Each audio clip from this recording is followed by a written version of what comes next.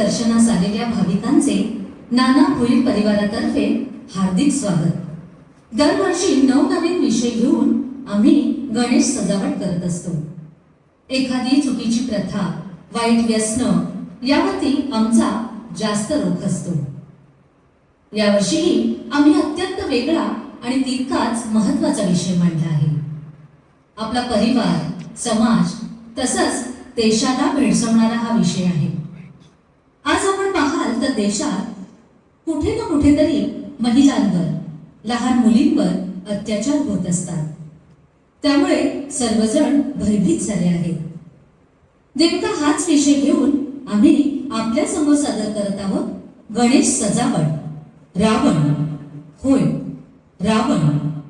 गणेश भक्तांना नम्र विनंती आहे की या सजावटीद्वारे रावणाचा कुठल्याही प्रकारे उदो करण्याचा आमचा हेतू नाही. रावणात असलेली राक्षसी वृत्ती सध्या आपल्यात झपाट्याने वाढत आहे. त्याचवरती केलेलं हे भाष्य.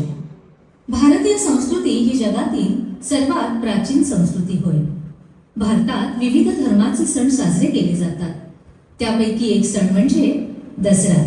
प्रभू श्रीराम हे त्यांच्या सत्यनिष्ठा, धैर्य, नीतिमत्ता आणि सहनशीलतेसाठी ओळखले जातात.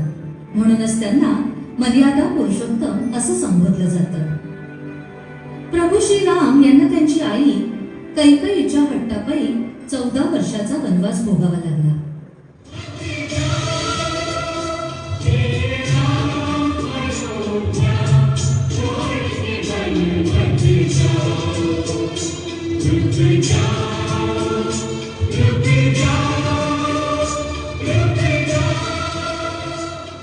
वनवासात असताना रावणाने आपल्या शक्तीच्या अहंकारामुळे सीता मातेचं अपहरण केलं.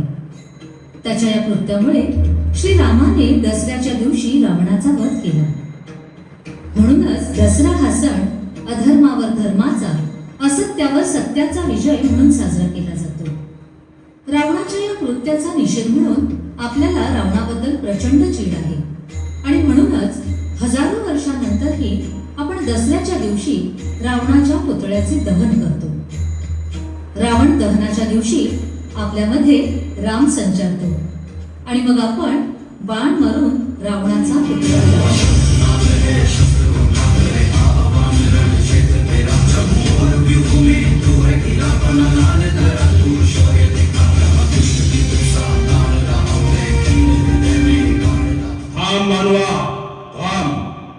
मी रावण.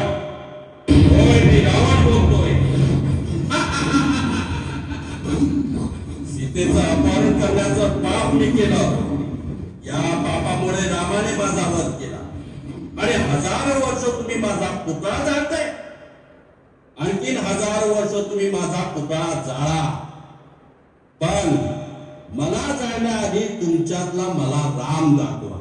होय, मला तुमच्यातला राम दाखवा.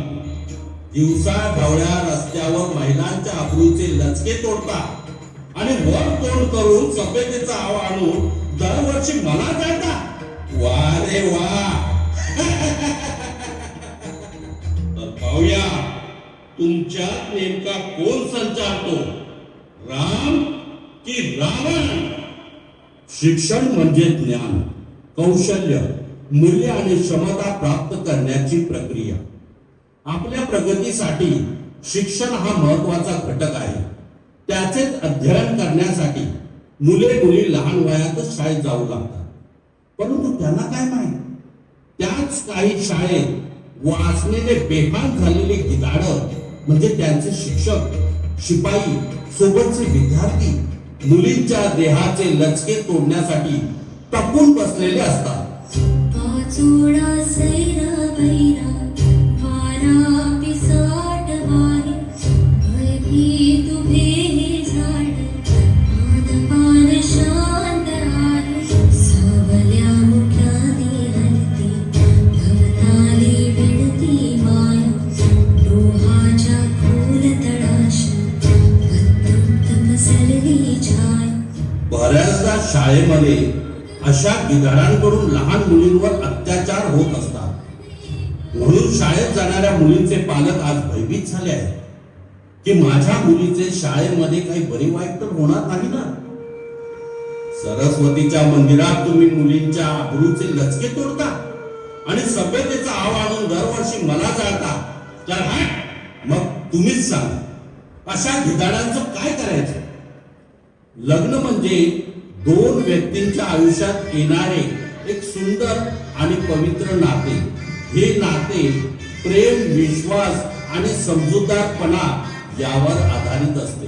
पण काही जण लग्न म्हणजे मुलीकडून हुंड्याच्या मार्फत पैसा कमवण्याचा मार्ग समजतात. बाप आपल्या मुलीच्या सुखासाठी आयुष्यभर काबाड कष्ट करून कमवलेला पैसा हुंड्यामध्ये नवऱ्या मुलाला देत असतो. त्या मागचा हेतू एकच, माझी मुलगी सुखात राहू दे. मुलीच्या सुखासाठी तो चुकीची प्रथा पार पाडत असतो. पण नवऱ्या मुलाची पैशाची हाव काही कमी होत नाही. पैशाच्या हव्यासापोटी तो आपल्या बायकोचे अतोनात हाल करतो आणि एके दिवशी व्हायचं तेच होतं. अत्याचार सहन न झाल्यामुळे ती मुलगी आत्महत्या करते. मुलीच्या आत्महत्येमुळे बाप कोलमडून पडतो. तिचे संपूर्ण आयुष्य त्याच्या डोळ्यासमोर उभे राहते.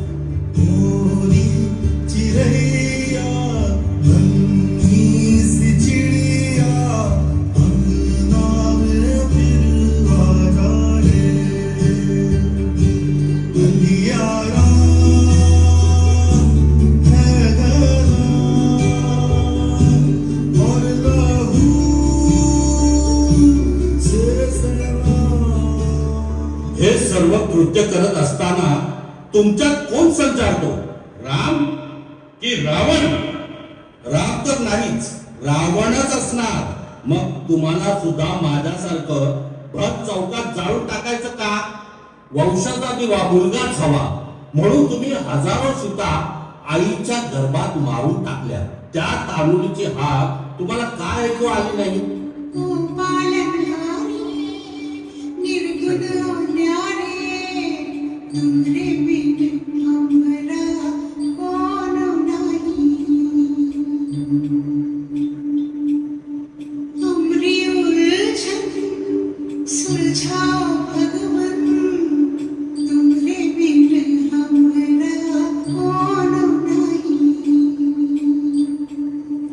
माझ्या शक्तीच्या अहंकारामुळे मी सीतेला पळून नेले. मी केलेल्या एका चुकीची शिक्षा तुम्ही मला हजारो वर्ष देत आहात. आईच्या गर्भात मारत असलेल्या हजारो सीतेसाठी मग तुम्हाला कुठली शिक्षा द्यायची? कुठल्या स्मशानात नेऊन तुम्हाला जाळायचं? इतके कसे तुम्ही निर्दयी झाला? आता तर तरुणांमध्ये एकतर्फी प्रेमाचे फॅडच आले आहे. मुलगी जर प्रेमाला नकार देत असेल तर तिच्यावर ऍसिड ओतून तिला विद्रूप करून आयुष्यातून उठवायचे, नाहीतर पेट्रोल टाकून जाळून ठार मारायचे. मुलीची स्वतःची पसंती नापसंती याचा विचारच करायचा नाही. अरे मुलगी म्हणजे आपली स्वतःची प्रॉपर्टी समजता का? आता तर तुमच्यामध्ये संचारत असलेला रावण प्रवृत्तीचा कहरच झाला. गुरुग्राम मधील टेनिसपटू राधिका यादव हिचा तिच्याच बापाने क्षुल्लक कारणावरून गोळ्या झाडून खून केला. उंगली थामे चलना तूने सिखाया था, पाँव थके तो कांधे पर बिठाया था, खुद की जरूरत त्याग के मेरी खुशियों को पापा तुमने अपना संसार बनाया था. ज्या मुलीला तळ हातावर घोडासारखे जपले तिलाच मारून टाकले. ज्या मुलीला तुम्ही बोटाला धरून चालायला शिकवले, स्वतः काबाड कष्ट करून मुलीच्या भवितव्याचा विचार केला आणि त्याच मुलीला क्षुल्लक कारणावरून गोळ्या झाडून ठार मारले. अरे हक्क नाही तुम्हाला मला बदनाम करण्याचा. प्रयत्न करा तुम्ही स्वतःला सुधारवण्याचा. आता तर तुम्ही माझ्याही पुढे गेल्यासारखे वाटताय. यवतमाळमध्ये राजकीय वैर भावनेतून एका अबला महिलेला तिच्या संपूर्ण घराला विजेचा प्रवाह देऊन ठार मारलं. म्हणूनच मी म्हणतोय तुम्ही माझ्याही पुढे गेला. अत्यंत खेदजनक बाब म्हणजे संपूर्ण प्रगतशील भारतामध्ये प्रत्येक तासाला 4 मुलींवरती अत्याचार होतात.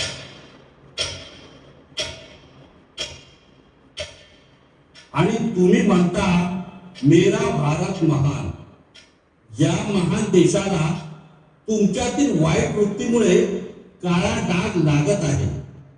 जरी मी राक्षसी प्रवृत्तीचा असलो तरी सीतेबरोबर मी वाईट कृत्य केलेलं नाही. याचा अर्थ असा नाही की सर्वजण रावण वृत्तीचे आहेत. समाजात चांगलीही माणसं आहेत. त्याच्या जोरावर देश प्रगतीपथावर पुढे चाललेला आहे. म्हणूनच म्हणतो तुमच्या समाधानासाठी दरवर्षी मला जाळा, पण जाळण्याआधी तुमच्यातला राम मला दाखवा. तुमच्यातला राम मला दाखवा. गणेश भक्तांनो, आपण रावणाची व्यथा ऐकली. त्या व्यथेतून आपण बोध घेतला पाहिजे. खरोखरच रावण एक असामाजिक प्रवृत्ती, अहंकार, वासना, निर्दयता, क्रूरता, अज्ञानाचं प्रतीक आहे. तसंच एक राक्षसी विचारधारा सुद्धा आहे. अशा रावण प्रवृत्तीच्या पुतळ्याचे दहन करायचे असेल तर सर्वात पहिल्यांदा आपल्या आत झपाट्याने वाढत असलेल्या रावण प्रवृत्तीचे दहन केले पाहिजे. ज्यामुळे आपण तर सुखी होऊच, पण त्याचबरोबर आपला परिवार, समाज व राष्ट्रही सुखी होईल. आपल्यामध्ये झपाट्याने फोफावत असलेल्या रावण प्रवृत्तीचे दहन करण्याचे काम आपल्यापासूनच आरंभ करूया.